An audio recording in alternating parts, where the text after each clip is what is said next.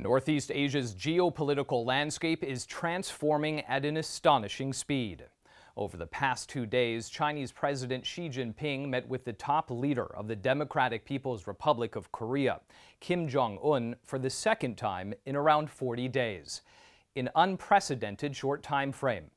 The Xi-Kim meetings are aimed at strengthening bilateral ties and helping to realize a political resolution to the Korean Peninsula issue.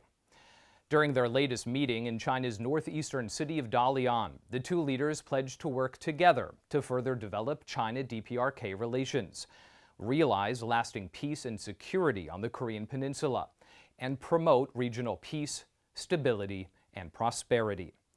Kim said meaningful progress on the Korean Peninsula is a positive outcome of the historic first meeting with Xi. In a separate move on Tuesday, Chinese President Xi Jinping held a phone conversation with U.S. President Donald Trump, expressing China's support for upcoming talks between the leaders of the U.S. and the DPRK. Xi told Trump China hopes Washington and Pyongyang can meet each other halfway, build on mutual trust, take a phased approach, and resolve each other's concerns through dialogue, so as to jointly push for a political solution to the Korean Peninsula issue. He also asked the U.S. side to consider Pyongyang's concerns for national security.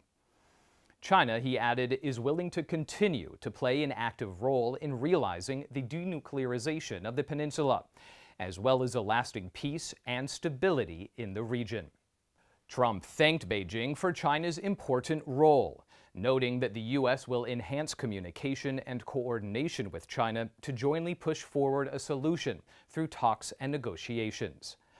Peace and stability on the Korean Peninsula and greater cooperation between Northeast Asian countries will benefit the region and the rest of the world. A sentiment echoed by Chinese Premier Li Keqiang during an official visit to Tokyo this week at the invitation of Japanese Prime Minister Shinzo Abe. Li's visit to Japan is the first in 8 years by a Chinese premier and coincides with the 40th anniversary of the signing of the Treaty of Peace and Friendship between the two countries.